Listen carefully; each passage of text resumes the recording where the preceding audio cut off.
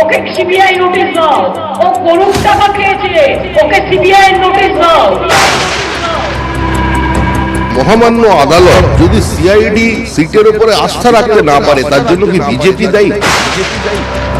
রাজনৈতিকভাবে যখন উপর মহল থেকে কোনো অভিমুখ ঠিক করে দেওয়া হয়, কল্যাণী এইমসে প্রভাব খাটিয়ে চাকরি দেওয়া হয়েছে, তার পূর্ণাঙ্গ তদন্ত হওয়া প্রয়োজন এবং সিআইডি সেই তদন্ত করছে। একদিকে পাথর মারছে আর একদিকে সিবিআই আনবে। আরে কাজ কলা কি করবে? যেহেতু সিবিআই তদন্ত হয়েছে লক্ষ লক্ষ কোটি কোটি টাকা আত্মসাতের জন্য, সেইটাকে ধামাচাপা দেবার জন্য এই ধরনের সিআইডি তদন্ত করা হচ্ছে।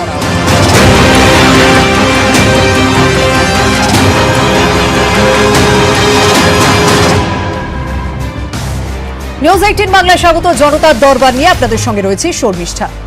বাংলা একটা কথা আছে, যে যায় লঙ্কায় সেই হয় রাবণ। হঠাৎ করে এই কথা কেন বলছি? কেন্দ্র হোক বা রাজ্য, শাসক দলের ভূমিকায় যারাই থাকে তারা কি একে অপরকে চাপ দেওয়ার জন্য বর্তমানে তদন্তকারী সংস্থাগুলোকে কাজে লাগাচ্ছে? যেখানে মানুষের ভবিষ্যৎ অনিশ্চয়তার মধ্যে, যেখানে মানুষের ভবিষ্যতে চাকরি পাবেন কিনা সেই নিশ্চয়তা পাওয়া যাচ্ছে না, ঠিকই সেই সময় সেই দুর্নীতির তদন্তে এক একটা সংস্থাকে লাগানো হচ্ছে। আর সেখানেই অনেকে বলছেন রাজ্য সিবিআই কে সামাল দেওয়ার জন্য সিআইডি কে ব্যবহার করছে।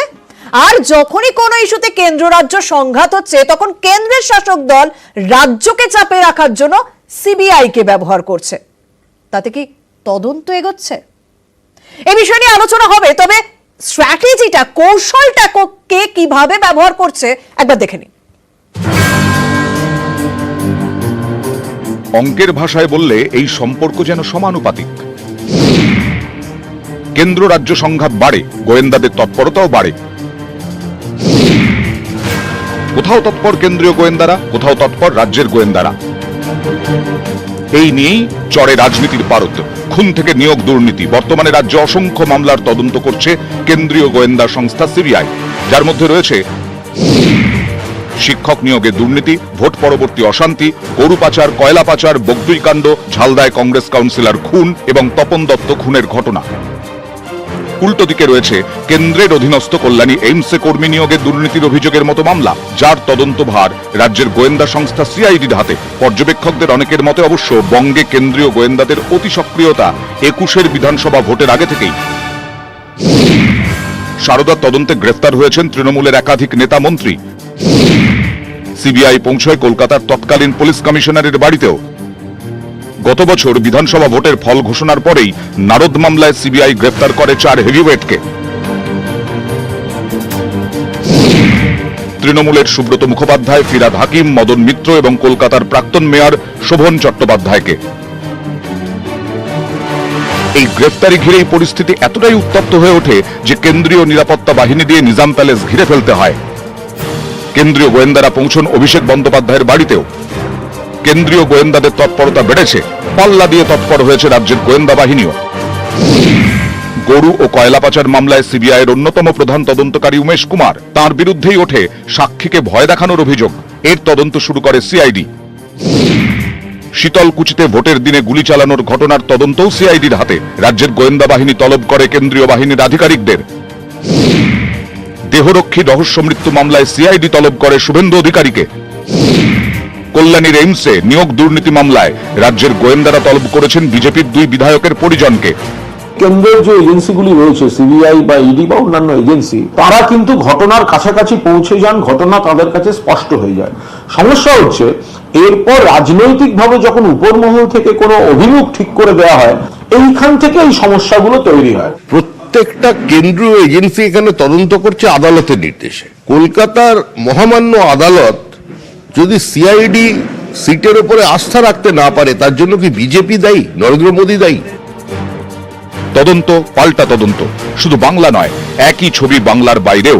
সম্প্রতি মহারাষ্ট্রে শিবসেনা এনসিপি কংগ্রেস জোটের সরকার ক্ষমতাচ্যুত হওয়ার পরেই আয়কর বিভাগের নোটিশ পৌঁছয় এনসিপি প্রধান শরদ পাওয়ারের বাড়িতে। প্রবীণ রাজনীতিক বলেন, লাভ লেটার এসে গেছে। অনেকের মতে তদন্তকারী সংস্থাকে কাজে লাগানোর চেষ্টা শাসকের বহু পুরনো প্রবণতা, যা এখনো রমরমিয়ে চলছে।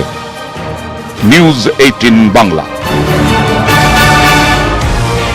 আলোচনা যখন চলবে, আমাদের সঙ্গে এখনো পর্যন্ত কারা কারা উপস্থিত রয়েছেন তাদের সঙ্গে পরিচয় করে নিই। আমার সঙ্গে রয়েছেন তৃণমূল কংগ্রেস নেতা শ্রীরাঙ্কুর চট্টোপাধ্যায়, রয়েছেন কামরুজ্জামান চৌধুরী কংগ্রেস নেতা, আমার সঙ্গে রয়েছেন রাজনৈতিক বিশ্লেষক প্রদীপ চট্টোপাধ্যায়। আমি সবার কাছে আলোচনায় যাব, তবে আজকে এই গোটা 1 ঘন্টার অনুষ্ঠানে কোন কোন প্রশ্নের দিকে আমরা বিশেষভাবে নজর দিতে চলেছি, কোন কোন প্রশ্ন নিয়ে আমরা বিশেষভাবে আলোচনা করব।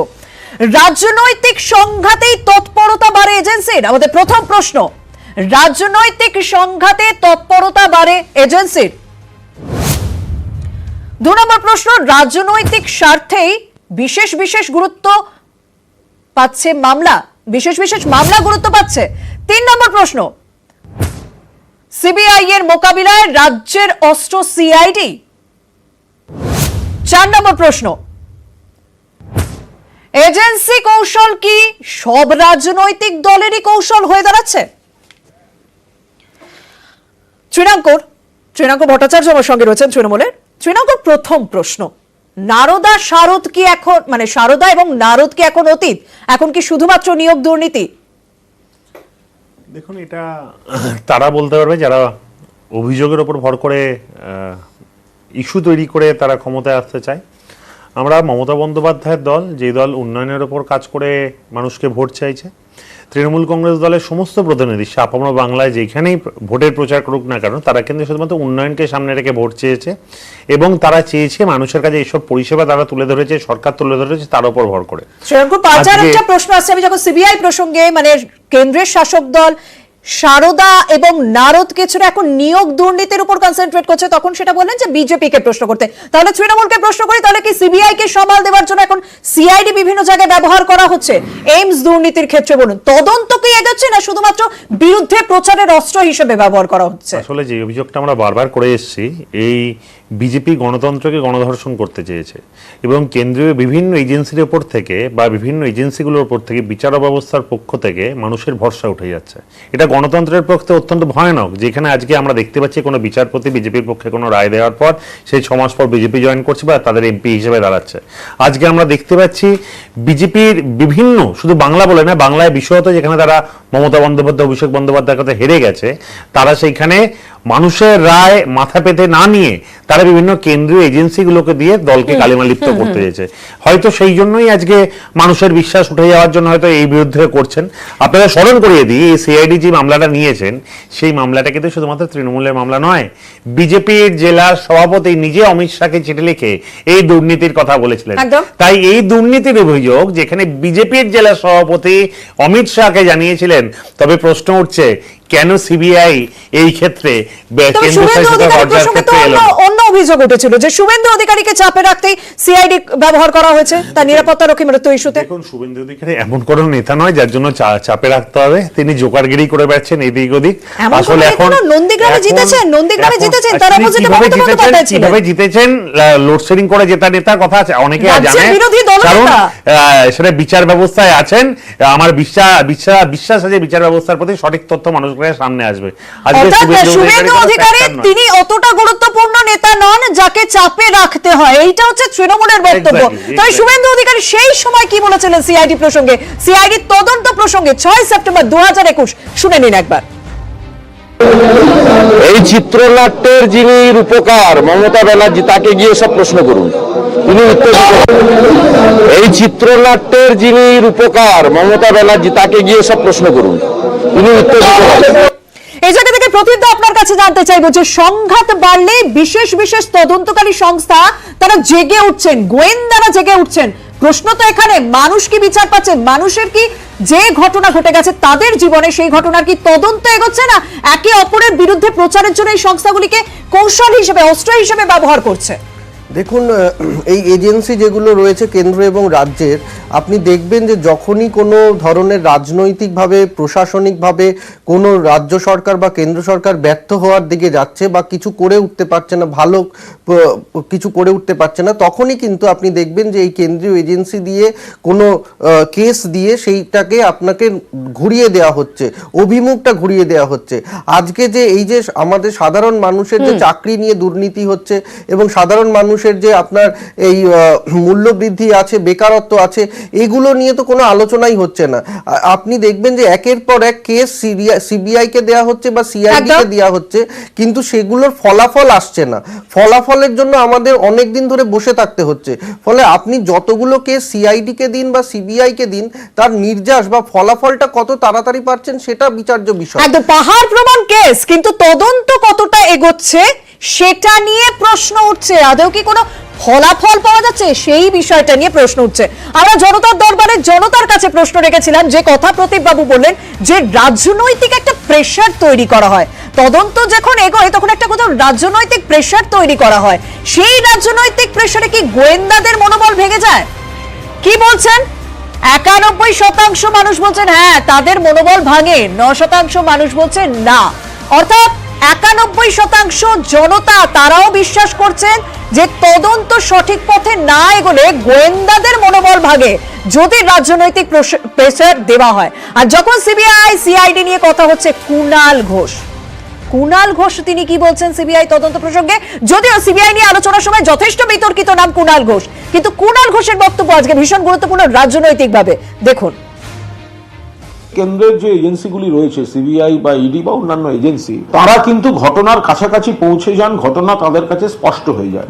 সমস্যা হচ্ছে এরপর রাজনৈতিকভাবে যখন উপরমহল থেকে কোনো অভিমুখ ঠিক করে দেওয়া হয়, এইখান থেকে এই সমস্যাগুলো তৈরি হয়। এই যে সিবিআই একটা তদন্ত হচ্ছে, এর যে গুরুত্বটা হওয়া উচিত, তারপরেই যখন প্রশ্ন ওঠে যে চোখের উপর সিবিআই এর নারদার এফআইআর নেই, চোর শুভেন্দু অধিকারী ঘুরে বেড়াচ্ছে, সিবিআই ধরছে না। অর্থাৎ সিবিআই কিন্তু ধরতে পারছে না, তার কারণ হচ্ছে তাদের পলিটিক্যাল প্রোটেকশনের নির্দেশের জন্য। প্রকৃত সত্যের কাছাকাছি যাওয়ার থেকে একটা দূরত্ব থেকে যায় এবং মূল ব্র্যান্ডের বিশ্বাসযোগ্যতা নিয়ে একটা প্রশ্ন উঠে যায়। কামরুজ্জামান এই জায়গা থেকে কুণাল ঘোষ বক্তব্য রাখছেন, কিন্তু একটা সময় এই সারদা ইস্যুতেই তার নাম, আর সেই কুণাল ঘোষ বলছেন যে রাজনৈতিক অভিমুখ ঠিক করে দেওয়া হয়। মানে সারদা নারদ তো এখন আলোচনাতেই আসে না, মিডিয়া না আলোচনা করলে কোনো রকম সিবিআই এর কাছে এই সারদা নারদ বিষয়ে কথাই শোনা যায় না। এখন হচ্ছে এসএসসি, টেট, প্রাথমিক, একদম অবশ্যই চাইবো যে প্রত্যেকটা ইস্যু সঠিকভাবে তদন্ত হোক। যারা দিনের পর দিন আন্দোলন করেছেন তারা চাকরি পান, যোগ্য মানুষ চাকরি পান, কিন্তু প্রশ্ন উঠছে এখানে তদন্ত কি হচ্ছে? দেখো, প্রথম কথা আমি বলি যে যতটা অভিযোগের কথা উঠে এসছে সবকটাতে কিন্তু একটাই আমি লাইন বলতে পারি, there cannot be any smoke without fire. আগুন আছে, নিশ্চয় দুর্নীতি হয়েছে, নিশ্চয় কেলেঙ্কারি হয়েছে, তার জন্যই সিবিআই তদন্তটা অর্ডার করা হয়েছে বা সিট কটানো হয়েছে বা সিআইডি ইনকোয়ারি করছে। আমি এই মুহূর্তে তোমার স্টুডিওতে বসে একটাও সিবিআই অফিসারকে দোষ দেব না, না তো স্টেট পুলিশের এসআইটি অফিসারদেরকে দোষ দেব।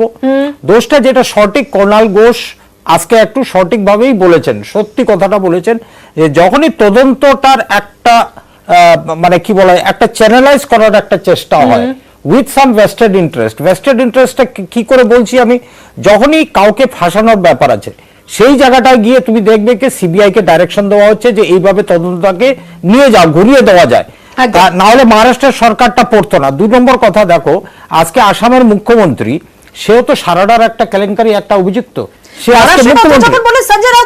যখন এই টালমাটাল পরিস্থিতি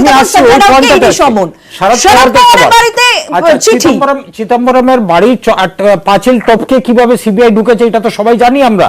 ইডি অফিসে রাহুল গান্ধীকে তলব, সোনিয়া গান্ধীকে তলব, মানে তুমি যে কেলেঙ্কারিটা তুমি কথা বলছো সেই কেলেঙ্কারিটা তো রাহুল গান্ধীর বিরুদ্ধে ঠিক আছে, তোমার অভিযোগ আছে, কিন্তু ওটার কোনো ভিত্তি নেই যে রাহুল গান্ধীকে তুমি ইডিতে বসে 10 ঘন্টা করে পার ডে জেরা করবে। কিন্তু ভিত্তি আছে কি ভিত্তি নেই সেটা তো তদন্তের পর জানা যাবে, কিন্তু আমাদের প্রশ্ন সময়টা নিয়ে।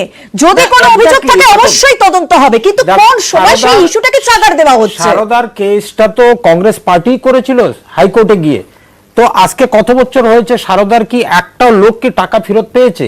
পায়নি।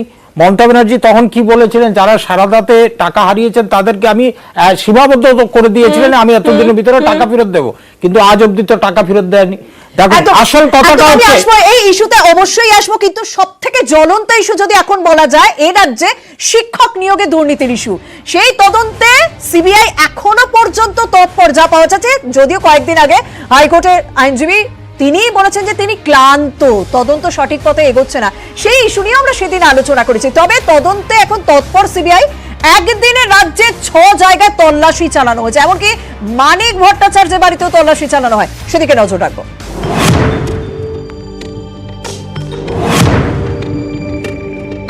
গোটা শহর জুড়ে 6টি জায়গাতে মোট সিবিআই আধিকারিক তারা তল্লাশি চালিয়েছেন। তল্লাশি চালানোর পর যেরকমভাবে তারা নথি সংগ্রহের জন্য এসেছিলেন এবং যেরকমভাবে দেখা যাচ্ছে একটি প্যাকেট কিন্তু সংগ্রহ করা হয়েছে।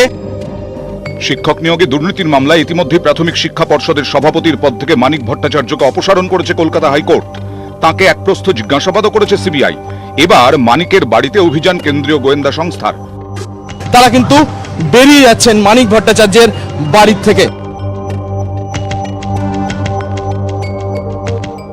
বৃহস্পতিবার রাজ্যের 6 জায়গায় তল্লাশি চালায় সিবিআই। শুধু মানিক ভট্টাচার্যের বাড়ি নয়, কেন্দ্রীয় গোয়েন্দারা যান প্রাথমিক শিক্ষা পর্ষদের দফতরেও।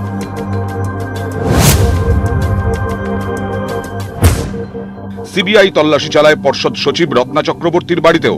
নিয়োগ দুর্নীতি মামলায় তল্লাশি হয় বাগদাবাসী চন্দন মণ্ডল ওরফে রঞ্জনের বাড়িতেও। টেট দুর্নীতি প্রসঙ্গে রঞ্জনের নাম নেন সিবিআইয়ের প্রাক্তন যুগ্ম অধিকর্তা উপেন বিশ্বাস। সিবিআই সূত্রে খবর, প্রাথমিক শিক্ষা পর্ষদের দফতরে তল্লাশি চালিয়ে কিছু নথি বাজেয়াপ্ত করেছেন কেন্দ্রীয় গোয়েন্দারা। 2টি লকারের চাবি খুঁজে পাওয়া যাচ্ছিল না। শেষ পর্যন্ত নতুন চাবি তৈরি করে লকার খোলা হয়। নিউজ 18 বাংলা। আমাদের সঙ্গে এই মুহূর্তে চলে এসেছেন আইনজীবী ফিরদৌস শামীম আর বিজেপি নেতা শর্মিষ্ঠা ভট্টাচার্য। আমি তাদের কাছে যাব। তবে ফিরদৌস দা, আমরা এতক্ষণ বেশ কিছু প্রশ্ন তুলেছি যে রাজনৈতিক সংঘাতে বিশেষ বিশেষ সময় এজেন্সির তৎপরতা বাড়ে কিনা, রাজনৈতিক স্বার্থে বিশেষ বিশেষ মামলা গুরুত্ব পায় কিনা, সিবিআই কে সামাল দেওয়ার জন্য রাজ্য সিআইডি কে ব্যবহার করছে কিনা, এই প্রশ্নগুলো তুলেছি। অভিযোগ পাল্টা অভিযোগ উঠছে, কিন্তু আপনি যখন রয়েছেন আপনার কাছে জানতে চাইবো, নিয়োগ যে দুর্নীতি তাতে সিবিআই তদন্ত কি স্যাটিসফ্যাক্টরি এখনো পর্যন্ত? দেখুন, প্রথমেই বলি যে নিয়োগ দুর্নীতির যে মামলা, বিশেষ করে শিক্ষক নিয়োগ দুর্নীতির যে মামলা, টোটাল 10টি মামলায় সিবিআই নির্দেশ হয়েছে। 5টি এফআইআর দায়ের হয়েছে এবং সমস্ত বিষয়টি কোর্ট মনিটরড। অর্থাৎ এই যে সিবিআই তদন্ত হচ্ছে সেটা court monitored. Time to time CBI কে কোর্টে রিপোর্ট করতে হবে। এখনো পর্যন্ত খুব প্রাথমিক পর্যায়ে আছে তদন্ত। নিশ্চিতভাবেই তারা টাইম টু টাইম কোর্টে রিপোর্ট করবে। কতদিন হলো এই নির্দেশটা? কতদিন হলো? দেখুন, নির্দেশ দেওয়ার পরে বেশ কিছুটা সময় ডিভিশন বেঞ্চে স্টে ছিল। তারপরে মহামান্য বিচারপতি অভিজিৎ গঙ্গোপাধ্যায় তিনি যখন উপযুক্ত পদক্ষেপ দেখতে পাচ্ছিলেন না, তিনি তখন নিজেই একটি টিম তৈরি করে দেন, যাকে স্পেশাল ইনভেস্টিগেশন টিম বলে। সেই টিমকে মনিটর করবে, সেই টিমের মাথায় একজনকে বসান, একজন আধিকারিককে, এবং কোর্ট এই পুরো বিষয়টি মনিটর করবে বলে তিনি নির্দেশ দেন। এবং টাইম টু টাইম সিবিআই কোর্টে রিপোর্ট করবে। তারপরে দেখা যাচ্ছে যে তদন্তের বেশ কিছুটা অগ্রগতি ঘটেছে। তদন্তে যেহেতু একদম প্রাথমিক পর্যায়ে, সেহেতু বলা সম্ভব নয় যে তদন্ত কত দূর হয়েছে। সন্তোষজনক এই যে টাইম ডিউরেশন, যারা দিনের পর দিন আন্দোলন করছেন, যারা এই বিচারের দিকেই তাকিয়ে রয়েছেন, যারা এই তদন্তের দিকেই তাকিয়ে রয়েছেন, তারা এখনো আশায় বুক বাঁধছেন যে তারা চাকরি পাবেন। তাদের হয়ে আমি প্রশ্ন রাখছি, এখনো পর্যন্ত সিবিআই তদন্ত সন্তোষজনক না রাজ্যকে চাপে ফেলার জন্য কোথাও একটা বিরুদ্ধে প্রচারের অস্ত্র হয়ে দাঁড়াচ্ছে? একদমই নয়। দেখুন, এই প্রথমে বলি যে এই যে শিক্ষক নিয়োগে যে দুর্নীতি, এখানে রাজনীতির সঙ্গে কোনো সম্পর্ক নেই।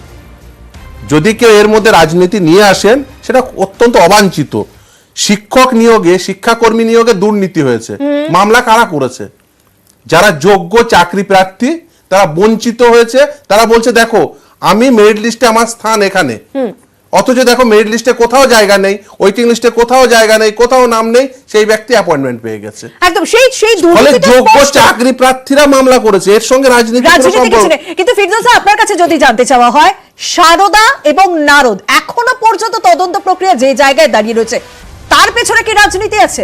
একদমই। সেই জন্য আমি যে জায়গায় আমি শেষ করতে চাইছি, দেখুন সারদা এবং নারদার ক্ষেত্রে কোর্ট মনিটর ইনভেস্টিগেশন হয়নি, কিন্তু শিক্ষক নিয়োগের এই যে দুর্নীতি, শিক্ষাকর্মী নিয়োগে যে দুর্নীতি, কোর্ট মনিটর ইনভেস্টিগেশন হচ্ছে এবং স্পেশাল টিম তৈরি করে দেওয়া হয়েছে।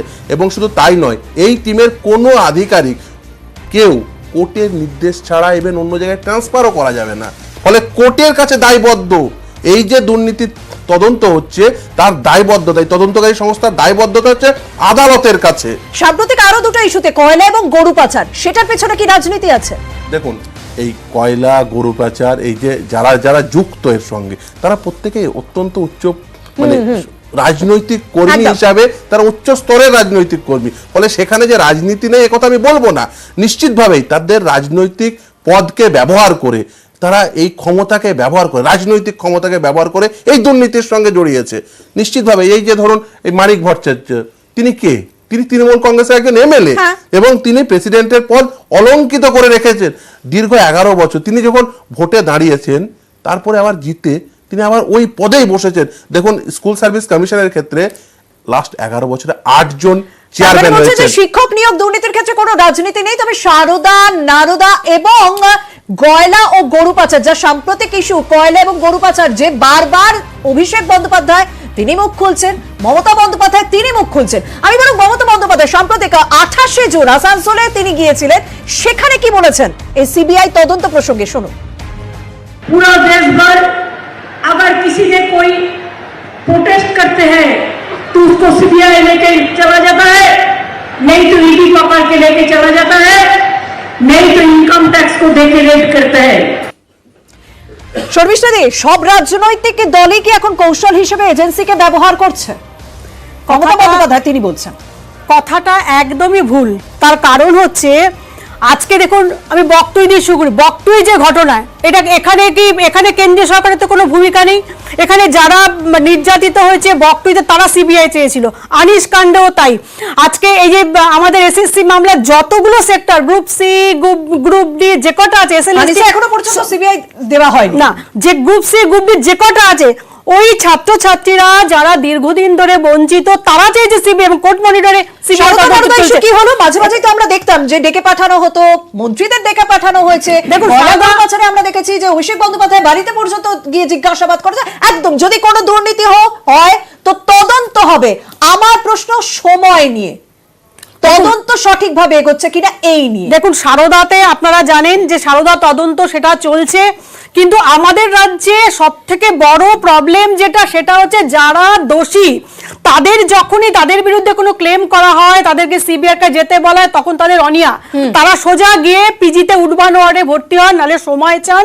তারা এটাকে প্রসেসিংটাকে তারা ডিলে করছেন, সম্পূর্ণভাবে ডিলে করছেন, এবং রাজ্য সরকারের সহায়তার অভাব রয়েছে, যার জন্যই প্রসেসিংটা সম্পূর্ণভাবে ডিলে হচ্ছে। শর্মিষ্ঠা দি, আমার আরো একটা স্পেসিফিক প্রশ্ন আছে আপনার কাছে। রাজ্যে এখন বিরোধী দল বিজেপি, তারা এখন বিরোধীর জায়গায় রয়েছে বলে কি রাজ্যে কোনো ঘটনা ঘটলে সিবিআই তদন্তের দাবি করছেন?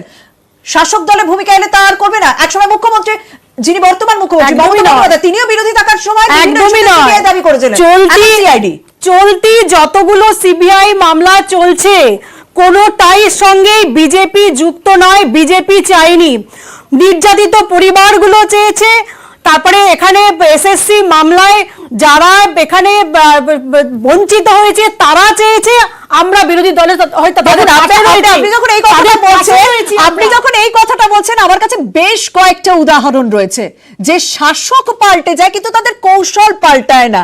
সিবিআই কে যেন শাসক বরাবরই একটা নিজেদের অস্ত্র হিসেবে ব্যবহার করে। এমনকি গুজরাটে যখন মুখ্যমন্ত্রী ছিলেন নরেন্দ্র মোদী, তখনও দেখুন একবার।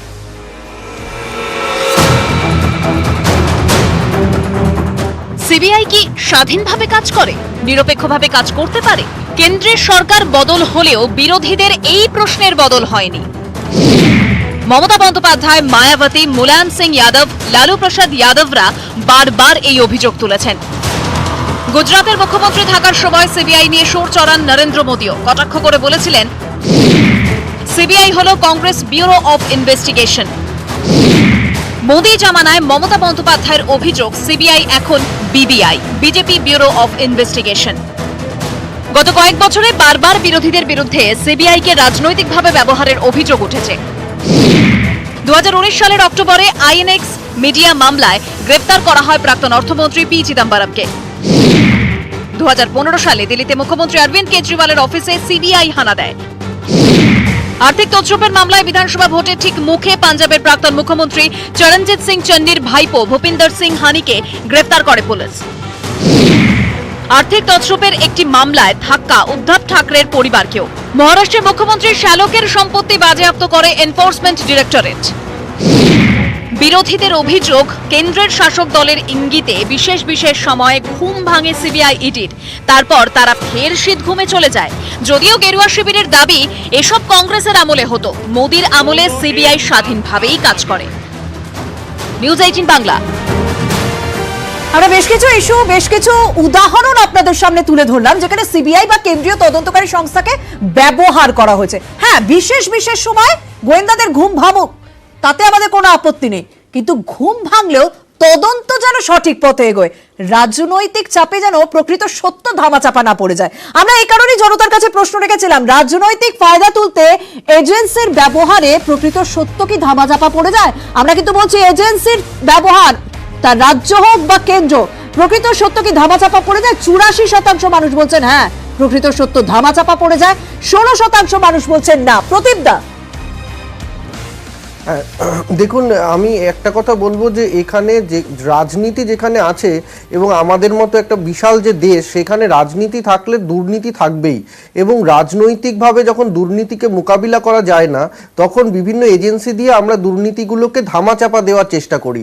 আপনি দেখবেন যে আপনি যতগুলো উদাহরণ দেখালেন, এই সমস্ত দুর্নীতির যে মামলা, সেই মামলার ফলাফল এখনো অবধি আমাদের কাছে সবকিছু আসেনি। আরেকটা জিনিস, সেটা হচ্ছে যে রাজনৈতিক দলগুলোর মধ্যে এই মামলাগুলো নিয়ে একটা কিছু কিন্তু আন্ডার কার্পেট বোঝাপড়া থাকতে পারে। তার কারণ দেখবেন যে কখনো মামলার যে মামলা হচ্ছে বা ডাকা হচ্ছে, এর পারত্তা যত বৃদ্ধি পায় আবার তারপরেই দেখবেন সেটা কমে যাচ্ছে। তো ফলে এই যে একটা মামলার গতি এগোয় আবার কমে যায়, এই যে রাশটা কার হাতে রয়েছে, এই রাশটা আসলে রাজনৈতিক দলগুলোর হাতেই রয়েছে, রাজনৈতিক নেতৃত্বের হাতে রয়েছে। এবং এইখানেই আমার প্রশ্ন যে রাজনৈতিক দলগুলোর কি সদিচ্ছা আছে যে সমস্ত মামলার যথেষ্ট সঠিকভাবে তদন্ত হোক এবং তদন্ত সদিচ্ছা রয়েছে কিনা রাজনৈতিক দলের হাতে, রাজনৈতিক ব্যক্তিদের হাতে? কেন এই কথাটা বলছি? এক একজনকার এক এক রকম বক্তব্য, অ্যাগ্রেসিভ বক্তব্য। অভিযুক্ত তিনি, তাকে বারবার ডেকে পাঠানো হচ্ছে, কিন্তু তার অ্যাগ্রেসিভ বক্তব্য যেন কোথাও প্রমাণ করে দেয়, অন্তত সাধারণ মানুষের কাছে এই বার্তা পাঠিয়ে দেয় এই ঘটনার আদৌ সঠিক তদন্ত হবে না, এটা পুরোটাই রাজনীতির অস্ত্র হিসেবে ব্যবহার করা হচ্ছে। এরকমই বেশ কিছু বক্তব্য আপনাদের শোনাবো, তবে সময় হচ্ছে একটা বিরতির, সঙ্গে থাকুন। চুল পড়ার সমস্যা? তাহলে ব্যবহার করুন দ্য শোমি স্ক্যান প্রোডাক্টের অর্গান অয়েল সমৃদ্ধ হেয়ার ভাইটালাইজিং সিরাম এবং বায়োটিন সমৃদ্ধ হেয়ার প্লাস ক্যাপসুল।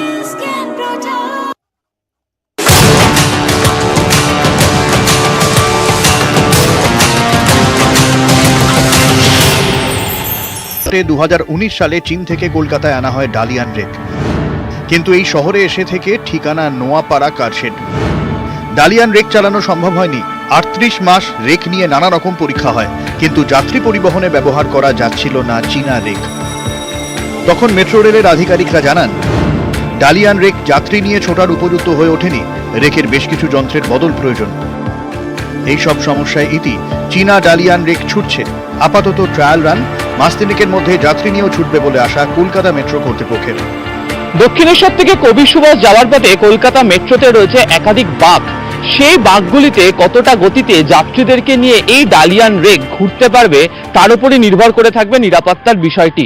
তাই এই ঝাঁকুনি নিশ্চিত হয়ে যাবার পরই পুরোপুরিভাবে এই মেট্রোকে চালানোর সিদ্ধান্ত নিচ্ছে কলকাতা মেট্রো রেল কর্তৃপক্ষ। ক্যামেরা জ্যোতির্ময় বসুর সাথে আবির ঘোষাল, নিউজ 18 বাংলা, কলকাতা।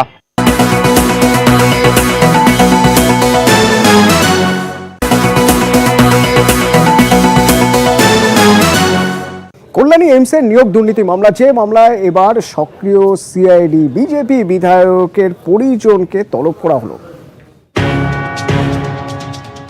নদিয়ার কল্যাণীতে কেন্দ্রীয় সরকারের অধীনস্থ হাসপাতাল এইমস, এখানেই কর্মী নিয়োগে দুর্নীতির অভিযোগ।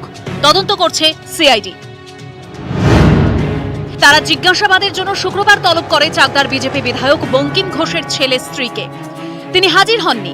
সোমবার ডাকা হয়েছে বাঁকুড়ার বিজেপি বিধায়ক নীলাদ্রি শেখর দানার মেয়েকে। বিষয়টা নিয়ে আমি এখন কোনো কথা বলবো না। চিঠি কি করেছে? না, সেরকম কিছু আমার কাছে খবর নেই, আপনাদের কাছেই শুনছি। সিআইডি চিঠি পাননি আপনি? না না। কল্যাণী এইমসে নিয়োগ দুর্নীতি মামলায় শুরু থেকেই এই দুই বিজেপি বিধায়কের নাম জড়িয়েছে। অভিযোগকারী নিজেও বিজেপি নেতা। 6 মে কেন্দ্রীয় স্বরাষ্ট্রমন্ত্রী অমিত শাহকে ইমেল করে তিনি অভিযোগ করেন, চাকদার বিধায়ক বঙ্কিম ঘোষ তাঁর ছেলের স্ত্রীকে কল্যাণীর এইমসে চাকরি পাইয়ে দিয়েছেন। বাঁকুড়ার বিজেপি বিধায়ক নীলাদ্রি শেখর দানাও তাঁর মেয়েকে কল্যাণীর এইমসে চাকরি পাইয়ে দিয়েছেন। এই দুই নিয়োগের তদন্ত হওয়া দরকার। এ নিয়ে পুলিশের কাছেও অভিযোগ দায়ের হয়। তদন্তে নামে সিআইডি। নিয়োগ দুর্নীতি মামলায় অভিযোগ দায়ের হয়েছে। বিজেপির দুই সাংসদ, দুই বিধায়ক সহ বেশ কয়েকজনের নামে। অভিযোগপত্রে নাম কেন্দ্রীয় শিক্ষা প্রতিমন্ত্রী সুভাষ সরকার, রানাঘাটের বিজেপি সাংসদ জগন্নাথ সরকার, বাঁকুড়ার বিজেপি বিধায়ক নীলাদ্রি শেখর দানা এবং চাকদার বিজেপি বিধায়ক বঙ্কিম ঘোষের। আমরা স্বচ্ছ রাজনীতি, স্বচ্ছ প্রশাসনে বিশ্বাস করি। সারা ভারতবর্ষে সেভাবেই চলছে। কোনো এই ধরনের ঘোটালা সিবিআই হয় না। আজ নয়, এর আগেও আমাদের সরকার ছিল, যখন কেন্দ্রে কংগ্রেস সরকার ছিল, কেউ আঙুল তুলতে পারেনি। যদি হয়েছে তার তদন্ত হয়েছে, ফয়সলা হয়েছে। যদি কেউ এরকম করে থাকে নিশ্চয়ই তাকে আইনের সামনে আসতে হবে।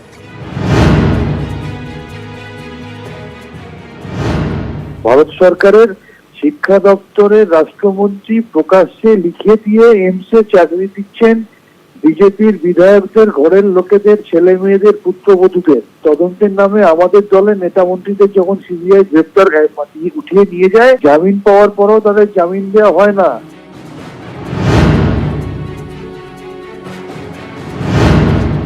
চিকিৎসক এবং নার্স নিয়োগ করে এইমস কর্তৃপক্ষ। বাকি নিয়োগ হয় বেসরকারি এজেন্সির মাধ্যমে। এই সব নিয়োগের মধ্যে রয়েছে স্বাস্থ্যকর্মী, নিরাপত্তারক্ষী এবং টেকনিক্যাল স্টাফ। অভিযোগ বেসরকারি নিবেদন করছে। Admission going on for Swami Vivekananda Group of Institutions, always guiding you for the brightest future.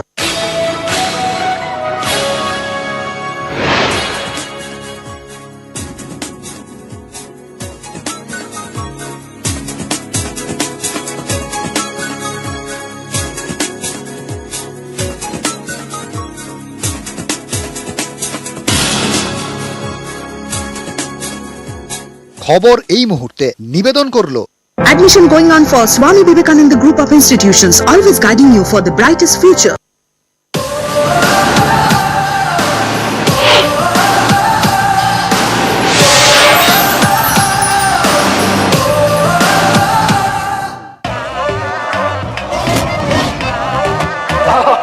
अरे ऐसी पकड़ कहां से सीखी?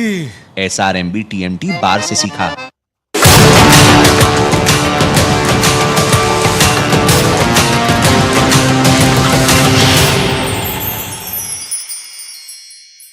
যখনই আমি আসি শুনি, এরা শুনতে পায় যে অভিষেক বন্দ্যোপাধ্যায় আসবে, ব্যাস শুরু হয়ে যায় উপদ্রব। আমি এখানে আসবো, আমাকে কালকে সিবিআই আমার স্ত্রীকে চিঠি দিয়েছে, আমার বাড়িতে গিয়ে জিজ্ঞাসাবাদ করো, যাতে আমি এখানে না আসতে পারি। কালকে এই আগরতলায় ঢিল মারছে, পাটকেল মারছে, পাথর মারছে। একদিকে পাথর মারছে আর একদিকে সিবিআই আইডি। আরে কাঁচকলা, তোমার ক্ষমতা থাকলে তুমি করে দেখাও। গলা কেটে দিলেও মাথা মুখে দিও। তৃণমূল কংগ্রেস যখন ঢুকেছে তোমাকে রাজ্য ছাড়া করেছে। আরে আমাকে দুবার দিল্লিতে ডেকেছে, 10 ঘন্টা করে জিজ্ঞাসাবাদ করেছে। কি করেছে? তুমি কি করবে? তোমার ক্ষমতা থাকলে তুমি কিছু করে ছুঁয়ে দেখো। চ্যালেঞ্জ করছি। রীতিমতো চ্যালেঞ্জ করলেন অভিষেক বন্দ্যোপাধ্যায় যখন তিনি আগরতলা প্রচারে গিয়েছিলেন ভোটের ঠিক আগে আগে। কামরুজ্জামান, আপনার কাছেই যাচ্ছে, কারণ আপনাদেরও তো ঠিক সেই একই অভিযোগ। বিরোধী জোট যখনই তৈরি হচ্ছে তখন রাহুল গান্ধীকে ডেকে জিজ্ঞাসাবাদ করা হচ্ছে। হ্যাঁ, রাহুল গান্ধী সাম্প্রতিক বেশ কিছু ইস্যুতে সেরকম ইডি ডেকেছে, তখন তারা বিভিন্ন জায়গায় আন্দোলন করেছেন, রীতিমতো প্রতিবাদ বিক্ষোভ দেখেছে, এরকম অভিযোগও উঠছে। না, তুমি একটু ভুল অ্যানালাইসিসটা করেছো। কেন বললাম আমি ভুল? দেখো, প্রথম কথা হচ্ছে রাহুল গান্ধী এই মুহূর্তে একমাত্র বিরোধী দল নেতা যে ভারতের সংবিধানকে বাঁচাবার লড়াইটা একা লড়ে যাচ্ছেন ভারতবর্ষ। কিরকম? উনি একা রয়েছেন যে জায়গাটায় ডিক্টেটরশিপ এবং কোনো না কোনো রিজনাল পার্টি যারাই রয়েছে ভারতবর্ষে কোনো না কোনো জায়গাতে কম্প্রোমাইজড হয়ে যাচ্ছে। সেই কম্প্রোমাইজের উদাহরণ অনেক দেখেছি আমরা। কোথায় কম্প্রোমাইজ রয়েছে সেটা বলুন। মানে এরকম তো উদাহরণ দিয়ে থাকে। আমি বলছি, আপনি ভালো প্রশ্ন করেছেন। ভালো জায়গা যেটা উত্তরপ্রদেশের কংগ্রেসের ছিল, সেই জায়গাগুলো বিজেপি কেড়ে নিতে পারলো। আমি একদম সিম্পল উদাহরণ দেই। সারদার ইনকোয়ারি, কে অভিযুক্ত? বিজেপির মুখ্যমন্ত্রী আসামের। ভোটের রাজনীতির সঙ্গে তুমি ন্যাচারাল জাস্টিসটা কেন মিলাচ্ছ? রাজনীতি, আমি হেরে এসেছি, আমি ভোটে এসেছি, কিন্তু আমাকে যারা ভোট দিয়েছে তারা কি তৃণমূলকে সাপোর্ট করেছিল? করেনি। That is a different issue altogether. কিন্তু এইখানটায় রয়েছে যে আজকে সারদার কাণ্ডতে যারা অভিযুক্ত তারা আজকে বিজেপির মন্ত্রী, মুখ্যমন্ত্রী, তারা কোনো জায়গাতে বিজেপির সঙ্গে কম্প্রোমাইজ রয়েছে, তাহলে বিজেপি সিবিআইকে দিয়ে এই ইনকোয়ারিটা করাবে কেন? এবং সিবিআই কেন বলছি আমি, বিজেপির একটা মানে ডিপার্টমেন্ট হয়ে দাঁড়িয়েছে। দেখো এই কি নাম গেল, সিবিআই যে চিফ আছে সুবোধ কুমার জয়সওয়াল, সিবিআই যত সময় চিফ অ্যাপয়েন্ট হয় 2 বছরের জন্য অ্যাপয়েন্ট হয়। এই সুবোধ কুমার জয়সওয়ালকে অ্যাপয়েন্ট করেছে ফর এন ইনডিফিনিট পিরিয়ড। আমরা জানি রাত্রে 12টার সময় সিবিআই ডাইরেক্টর চেঞ্জ করেছিল, এই তো নরেন্দ্র মোদীর সরকার চেঞ্জ করেছিল। That means CBI is control by BJP, আর বিজেপি যখনই কন্ট্রোল করতে চাইছে বিরোধী দলগুলোকে ও পারছে। আজকে মাধব রায় সিন্ধিয়ার ছেলেকে উড়িয়ে দিল সিবিআই ভয় দেখিয়ে, আজকে ওখানে তোমার ইয়েকে করে নিল, জ্যোতিরাদিত্য সিন্ধিয়াকে নিতে পারলো, সচিন পাইলটকে কেন নিতে পারলো না? পারলো না কেন? দুর্নীতি নেই। মানে বলছেন যে কংগ্রেসের মধ্যে কোনো সমস্যা নেই, তারা যথেষ্ট জোটবদ্ধ, তাদের অন্দরে কোনো রকম সমস্যা নেই। ওয়াইএসআর এর খবরটা কি? ওয়াইএসআর রেড্ডির খবর কি আছে? ওয়াইএসআর এর মতন এরকম একটা করাপ্ট লিডার আমরা তো তাড়িয়ে দিয়েছিলাম, কিন্তু জনগণের তো রায় ওর সঙ্গে রয়েছে, কিন্তু that doesn't absolve him of his criminality. শ্রীরাঙ্কুর, আমি আলোচনাটা অনেকক্ষণ ধরে শুনছিলাম। আমার মনে হয় আজকে আলোচনাটার সঙ্গে খুব প্রাসঙ্গিক একটা আলোচনা হওয়া উচিত ছিল, যে আজকে সারা দেশের এই বেকারত্বের হার বৃদ্ধি। 2014 সালে যখন নরেন্দ্র মোদী ক্ষমতায় এসেছিলেন অনেকগুলো প্রতিশ্রুতি দিয়েছিলেন। আমাদের যুব সমাজ 15 লক্ষ টাকা দেওয়ার প্রতিশ্রুতি বলুন, বা বছরে 2 কোটি করে চাকরি দেওয়ার কথা বলুন, আজকে প্রায় 9 বছরে 16 কোটি চাকরি হওয়ার কথা। আজকে একটা সময় থাকতো যখন আমরা রেল স্টেশনের পাশে বিভিন্ন বুক স্টলে গিয়ে আমরা ফর্ম দেখতাম, বিভিন্ন ব্যাংকের ফর্ম বলুন, রেলের ফর্ম বলুন, বিভিন্ন কেন্দ্রের বিভিন্ন এর ফর্ম। আজকে বলুন তো একটা ফর্ম আপনারা দেখতে পারেন এই বিগত বছরগুলোর ক্ষেত্রে। আজকে ক্ষুধার সূচকে ভারতবর্ষ, পাকিস্তান, বাংলাদেশ, নেপালের থেকে পিছিয়ে পড়েছে। আজকে স্বাধীনতার পরবর্তী দেশের বেকারত্বের হার সর্বাধিক। কই একটা বারের জন্য তো এই কেন্দ্রীয় সরকার এই বিষয়ে দায় নিচ্ছে না। আজকে সাধারণ ছাত্র যুবরা যারা শিক্ষিত হয়ে পাশ করছে, আজকে কেন্দ্রীয় সরকার তাদের কি করছে? তারা দেশটাকে বিক্রি করে দিচ্ছে, তারা প্রাইভেটাইজেশন করে দিচ্ছে, তারা বড় বড় স্বপ্ন দেখাচ্ছে, কিন্তু স্বপ্নের সঙ্গে বাস্তবের কোনো মিল নেই। 2014 সালে নরেন্দ্র মোদী যা বলছে 2019 সালে কি প্রতিশ্রুতি পূরণ করলে সেটা বলছে না, প্রতিশ্রুতি পূরণ করছেন না। এই রাজ্যের প্রশাসক যারা, এই রাজ্য সরকার, তারা প্রতিশ্রুতি পূরণ করছেন অবশ্যই। তারা তো মানুষের কাছে রিপোর্ট কার্ড দিয়ে যাচ্ছে। আজকে নরেন্দ্র মোদী রিপোর্ট কার্ড যায় না। দেশে বেকারত্ব বৃদ্ধি পেয়েছে এমন সময় আলোচনা হচ্ছে যেখানে গতকাল প্রাথমিক নিয়োগ দুর্নীতিতে 6 জায়গায় তল্লাশি চালানো হলো। একদম এই রাজ্যের একটু কয়েকটা ডাটা দিয়ে দিই, তাহলে জিনিসটা পরিষ্কার হয়ে যাবে। এনসিটি গাইডলাইন বলছে প্রতি বছর অন্ততপক্ষে একবার টেট নেওয়া উচিত। এই রাজ্যে প্রাইমারি টেট হয়েছে টেট 2014, যেখানে 6টা প্রশ্ন ভুল আছে, এখনো মামলা চলছে। মানে একটা পরীক্ষা ঠিক করে নিতে পারে না। তারপরে টেট 2017 হয়েছে, তার রেজাল্ট বেরিয়েছে, এখনো নিয়োগ হয়নি। এসএসসির ক্ষেত্রে সর্বশেষ নিয়োগ প্রক্রিয়া কবে হয়েছিল? 2016 সালে। একের পর এক দুর্নীতি। আপার প্রাইমারি নিয়োগ প্রক্রিয়া শুরু হয়েছে 2016 সালে, আজকে 2022 সাল, এতগুলো বছর পেরিয়ে গেছে, এখনো পর্যন্ত একজনকেও নিয়োগ করেনি। এই রাজ্যে আপনি কি করছেন? নিয়োগ করতে পারছেন না। শুধু তাই নয়, এবার আমি আসি যে দুর্নীতির কথা, যে এর আগে বক্তব্যে যেখানে আমি শেষ করেছিলাম সেখান থেকে আসি। আসলে এই দুর্নীতি যারা করে তারা কে জানেন তো? তারা একজন দুষ্কৃতী, তারা রাজনৈতিক আশ্রয়কে গ্রহণ করে। দুর্ভাগ্য হলো আমাদের দেশের যে এই রাজনৈতিক দলগুলো আর কি এই দুষ্কৃতীদের সাহায্য করে, তাদের ছাতার তলায় দিয়ে আসে। দুর্ভাগ্য এখানে এই দুষ্কৃতীদের সাহায্য করার কোনো প্রকার প্রয়োজন নেই, কিন্তু দুর্ভাগ্য হলো রাজনৈতিক দলগুলো, বিশেষ করে সেই একই পলিসি, দুষ্কৃতীদের নিজের ছাতার তলায়, যে কারণে তাদের অ্যাগ্রেসিভনেসটা হয়তো আরো বেশি বেড়ে যায়। আমি শর্মিষ্ঠাদের কাছে আসবো, তবে তার আগে মানে শুধুমাত্র না শিক্ষক নিয়োগ দুর্নীতি নিয়ে কেন কথা বলছি, ওই উপর লেভেলে যখন দুর্নীতি হচ্ছে, কোথায় সেই দুর্নীতি পৌঁছে গেছে দেখুন। কল্যাণী এমস, সেখানেও নিয়োগ দুর্নীতি মামলা, সেখানে সিআইডি 2 বিজেপি বিধায়কের পরিজনকে তলব করেছেন, কিন্তু তারা হাজিরা দিলেন না। যদি দুর্নীতির সঙ্গে জড়িয়েই না থাকে তাহলে ফেস করতে কি সমস্যা? একবার প্রতিবেদন, তারপর আমি শর্মিষ্ঠাদের কাছে যাব।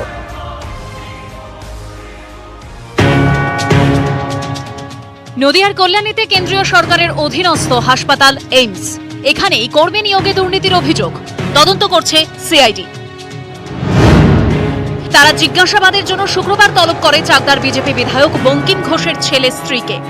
তিনি হাজির হননি। সোমবার ডাকা হয়েছে বাঁকুড়ার বিজেপি বিধায়ক নীলাদ্রি শেখর দানার মেয়েকে। বিষয়টা নিয়ে আমি এখন কোনো কথা বলবো না। চিঠি কি করেছে? না, সেরকম কিছু আমার কাছে খবর নেই, আপনাদের কাছেই শুনছি। সিআইডি চিঠি পাননি আপনি? না না। কল্যাণী এইমসে নিয়োগ দুর্নীতি মামলায় শুরু থেকেই এই দুই বিজেপি বিধায়কের নাম জড়িয়েছে। অভিযোগকারী নিজেও বিজেপি নেতা। 6 মে কেন্দ্রীয় স্বরাষ্ট্রমন্ত্রী অমিত শাহকে ইমেল করে তিনি অভিযোগ করেন, চাকদার বিধায়ক বঙ্কিম ঘোষ তাঁর ছেলের স্ত্রীকে কল্যাণীর এইমসে চাকরি পাইয়ে দিয়েছেন। বাঁকুড়ার বিজেপি বিধায়ক নীলাদ্রি শেখর দানাও তাঁর মেয়েকে কল্যাণীর এইমসে চাকরি পাইয়ে দিয়েছেন। এই দুই নিয়োগের তদন্ত হওয়া দরকার। এ নিয়ে পুলিশের কাছেও অভিযোগ দায়ের হয়। তদন্তে নামে সিআইডি। নিয়োগ দুর্নীতি মামলায় অভিযোগ দায়ের হয়েছে। বিজেপির 2 সাংসদ, 2 বিধায়ক সহ বেশ কয়েকজনের নামে। অভিযোগপত্রে নাম কেন্দ্রীয় শিক্ষা প্রতিমন্ত্রী সুভাষ সরকার, রানাঘাটের বিজেপি সাংসদ জগন্নাথ সরকার, বাঁকুড়ার বিজেপি বিধায়ক নীলাদ্রি শেখর দানা এবং চাকদার বিজেপি বিধায়ক বঙ্কিম ঘোষের। আমরা স্বচ্ছ রাজনীতি, স্বচ্ছ প্রশাসনে বিশ্বাস করি। সারা ভারতবর্ষে সেভাবেই চলছে। কোনো এই ধরনের ঘোটালা সিবিআই হয় না। আজ নয়, এর আগেও আমাদের সরকার ছিল, যখন কেন্দ্রে কংগ্রেস সরকার ছিল, কেউ আঙুল তুলতে পারেনি। যদি হয়েছে তার তদন্ত হয়েছে, ফয়সালা হয়েছে। যদি কেউ এরকম করে থাকে নিশ্চয়ই তাকে আইনের সামনে আসতে হবে।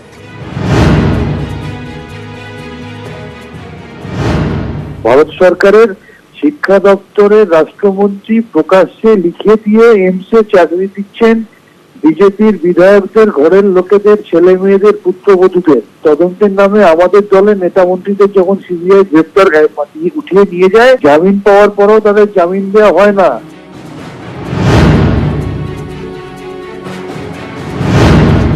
চিকিৎসক এবং নার্স নিয়োগ করে এইমস কর্তৃপক্ষ। বাকি নিয়োগ হয় বেসরকারি এজেন্সির মাধ্যমে। এই সব নিয়োগের মধ্যে রয়েছে স্বাস্থ্যকর্মী, নিরাপত্তারক্ষী এবং টেকনিক্যাল স্টাফ। অভিযোগ, বেসরকারি এজেন্সির রাশ এখন অনেকটাই বিজেপির হাতে, আর এই এজেন্সির মাধ্যমেই নিয়োগেই দুর্নীতির অভিযোগ। তাতেই নাম জড়িয়েছে বিজেপির নেতা মন্ত্রীদের, যার তদন্তে সিআইডি। নিউজ 18 বাংলা। শর্মিষ্ঠাদি, আপনার কাছে শ্রীরামপুরের অভিযোগ তো অবশ্যই রয়েছে, যার সেন্ট্রাল গভর্নমেন্টে পরীক্ষা হয় না, কোনো ফর্ম বেরোয় না, বিভিন্ন ক্ষেত্রকে বেসরকারি করে দেওয়া যায়। এটার পাশাপাশি একসময় আমরা ফিল্মি দুনিয়ায় নেপোটিজম নিয়ে আলোচনা হয়েছিল, কিন্তু সেই নেপোটিজম এখন রাজনীতিতেও, সেই নেপোটিজম এখন বেসরকারি সংস্থার চাকরিতেও, মানে নিজের মেয়ে, নিজের ছেলে, নিজের কাকা এরা চাকরি করবে, যোগ্য প্রার্থীরা চাকরি পাবেন না। বিষয়টা খুব হাস্যকর। আপনি বললেন যোগ্য প্রার্থীরা চাকরি পাবে না। এমসে কি এরকম কোনো বিষয় উঠে এসেছে যে যোগ্য প্রার্থীকে বঞ্চিত করে অযোগ্য বিধায়করা তাদের অযোগ্য মেয়েদের সেখানে ঢুকিয়েছে? তার মানে বলছে যে আমি আমার বাড়ির লোকে চাকরি দিতেই পারি না? না, এখানে পরিষ্কার পরীক্ষা নেওয়া হবে। বঙ্কিম ঘোষ, শুনুন, এরা প্রতিযোগিতা চলবে, এরা পরিষ্কার, তারা আমাদের পার্টির যেটা স্ট্যান্ড পয়েন্ট পরিষ্কার তারা বলেছেন। তাহলে তৃণমূল কিছু ভুল করেনি? না, তৃণমূল কি করেছে? তৃণমূল তো পরীক্ষাই দেয়নি। গ্রুপ সি তে 381 জনের মধ্যে 200 এমসে পরীক্ষা হয়েছে। আমি শেষ করি। এখানে পরিষ্কার কিন্তু বঙ্কিম ঘোষও বলেছেন যে একটা চুক্তি ভিত্তিক সংস্থা, তারা এই যে তারা নিয়োগ করছিল, সেখানে চুক্তি ভিত্তিতে তাকে নিয়োগ করা হয়েছিল।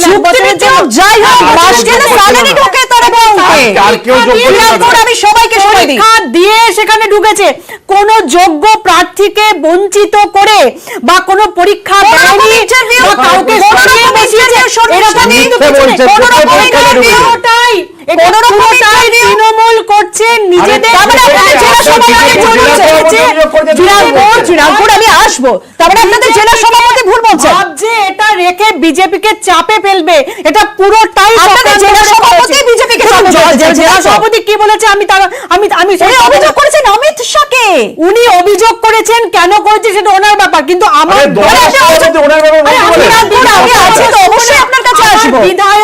বিধায়ক দুজনে তারা যে বিবৃতি দিয়েছেন, আমি সেই কথাটাই তো বলবো। জেলা সভাপতি কি বলেন সেটা তার বক্তব্য, তার দায় তিনি নেবেন। তার মানে বলছে যে আমার হাতে যখন ক্ষমতা আছে, তাহলে আমি আমার ভাই, আমি আমার মেয়ে, আমি আমার কাকা, আমার পরিবারের লোককে চাকরি দিতেই পারি। ক্ষমতা আছে।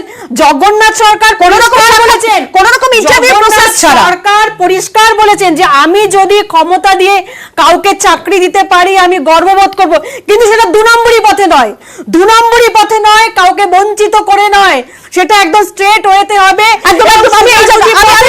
আপনার বক্তব্য পরিষ্কার, পরস্পর বিরোধী বক্তব্য, প্রত্যেকের বক্তব্য পরিষ্কার, কারণ বিজেপি সভাপতি তার বিরুদ্ধে সত্যিই কিন্তু কোন রকম ব্যবস্থা নেওয়া হয়নি। তার অভিযোগ যদি মিথ্যা হতো তাহলে নিশ্চয়ই তাকে কোন রকম পার্টি নিশ্চয়ই ব্যবস্থা নেবে। পার্টি নিশ্চয়ই কিন্তু প্রদীপদা, আমরা সরকারি চাকরি নিয়ে কথা বলছি, বেসরকারি সংস্থাতেও যদি এরকম নেপোটিজম এই বিষয়টা চলে, তাহলে কোন জায়গায় মানুষ সঠিক বিচার পাবেন, সঠিকভাবে চাকরি পাবেন? না সেটাই দেখুন, আমি আপনাদের পুরো অনুষ্ঠানটা শুনতে এটাই ভাবছি যে ছেলেমেয়েরা আজকে পড়াশোনা করছে, পরীক্ষা দিচ্ছে, পরীক্ষার প্রস্তুতি নিচ্ছে, আগামী দিনে সরকারি চাকরি বা বেসরকারি সংস্থায় চাকরি পাবে বলে তাদের তো আজকে মনে হতেই পারে যে আমি হয়তো চাকরি পাবোই না যদি না আমি কোনো রাজনৈতিক দলের সান্নিধ্যে আসি বা রাজনৈতিক নেতার সঙ্গে যোগাযোগ রাখি। তো আজকে আমার পরীক্ষা ব্যবস্থা, নিয়োগ ব্যবস্থা, এটা কি সম্পূর্ণভাবে রাজনৈতিকরণ হয়ে যাবে? আমার তো এটাই একটা আশঙ্কা হচ্ছে যে আগামী দিনে রাজনীতি না করলে বা কোনো শাসক যে শাসক দল ক্ষমতায় আছে তার সঙ্গে যোগাযোগ না থাকলে আমার যতই ভালো রেজাল্ট হোক চাকরি হবে না।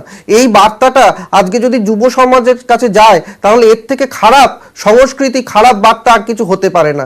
এটা সব রাজনৈতিক দলের উচিত এই দিকটায় নজর রাখা, যে অন্তত নিয়োগ প্রক্রিয়াটা স্বচ্ছ রাখা উচিত, যাতে ছেলে মেয়েরা যারা পড়াশোনা করছে তারা মন দিয়ে পড়াশোনা করে এবং তাদের মেধার ভিত্তিতে যাতে চাকরি হয়, রাজনীতির ভিত্তিতে যাতে চাকরি না হয়।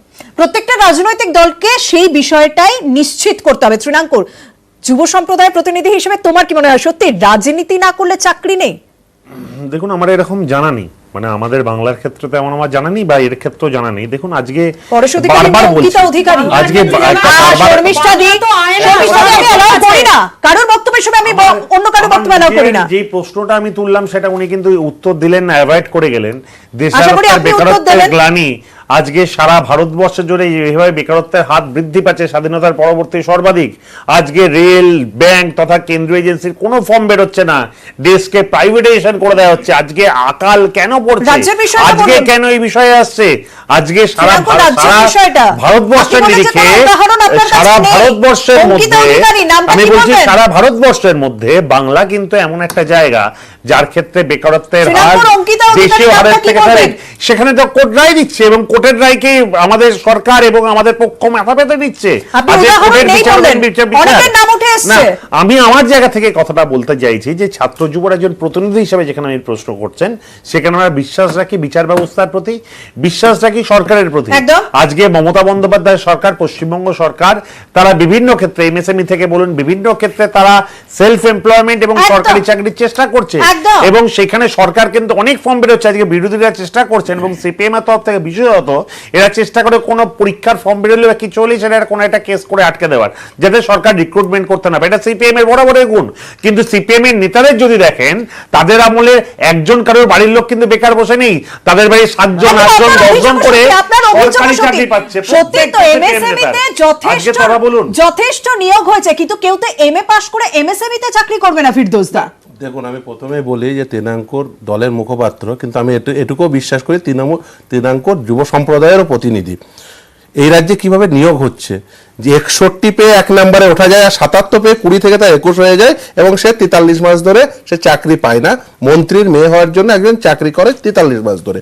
আচ্ছা বলুন তো, উনি বললেন যে কোর্টের নির্দেশ আমরা মাথা পেতে নিচ্ছি। কোর্টের নির্দেশে নির্দিষ্টভাবে মহামান্য বিচারপতি অভিজিৎ গঙ্গোপাধ্যায় বলছেন, এই যে অঙ্কিতা অধিকারী তার বাবা পরেশচন্দ্র অধিকারী সম্পর্কে, যে আমি প্রত্যাশা করি তিনি স্টেপ ডাউন করে দেবেন অথবা মাননীয় মুখ্যমন্ত্রী বা রাজ্যপাল তার বিরুদ্ধে যথোপযুক্ত ব্যবস্থা করবেন এবং মন্ত্রিত্ব থেকে সরিয়ে দেবেন। এখনো পর্যন্ত কোনো পদক্ষেপ হয়েছে? এটা প্রত্যাশা, একটি সাংবিধানিক আদালতের একজন প্রত্যাশা, বিচারপতির প্রত্যাশা যে রাজ্যে পূরণ হয় না, সাধারণ ছাত্রছাত্রীর প্রত্যাশা কিভাবে পূরণ হবে? বিশ্বাস রাখবে কারণ খুব সংক্ষেপে আমাকে শর্মিষ্ঠাদির কাছেও যেতে হবে। তা এই জিনিসটাই যেটা ফিরদৌসদা বললেন, বক্তব্যটা এইটাই। এখন কেউ মরাল রেসপন্সিবিলিটি বলে কি পলিটিক্সে আজকে নেই? পলিটিক্যাল যে এনভায়রনমেন্টটা তৈরি করেছি আমরা সবাই মিলে, তাতে আমরাও দোষী। না না, আমি আজকে সুজাত কথা একটা, নারদাতে যতটা লিডারশিপকে ধরা হয়েছিল ক্যামেরাতে প্রকাশ্যে টাকা নিতে, each and every one of them is still a minister in this ministry. Then what the hell you want to run the country for? তাহলে চোরটার হাতে দেশটাকে তুলে দিয়ে দাও, শেষ করো। এইসব কংগ্রেস সিপিএম পার্টি এগুলো বাদ দাও।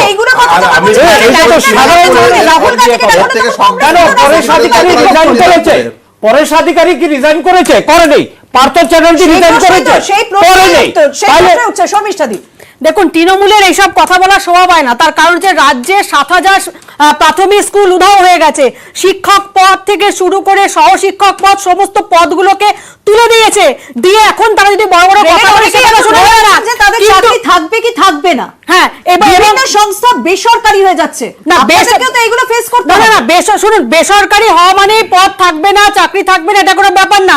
তার কারণ বেসরকারি হয়ে যাওয়া সেই সিকিউরিটিটা বিজেপি সরকারের আমলে স্টার্টআপ ইন্ডিয়ায় প্রায় প্রত্যেক বছর 6 লক্ষ করে লোক কাজ পাচ্ছে। রেলে 2021-22 স্টার্টআপের তুলনা আজকে যখন অগ্নিবাহিনী নিয়ে যখন রিক্রুটমেন্টের যখন নোটিফিকেশনটা বেরোলো, তখন এরাই বিরোধিতা করেছিল মাধ্যমিক পাশ করার পরে যে কাজের সুযোগটা তারা পাচ্ছিল এবং তারা ট্রেনিং এর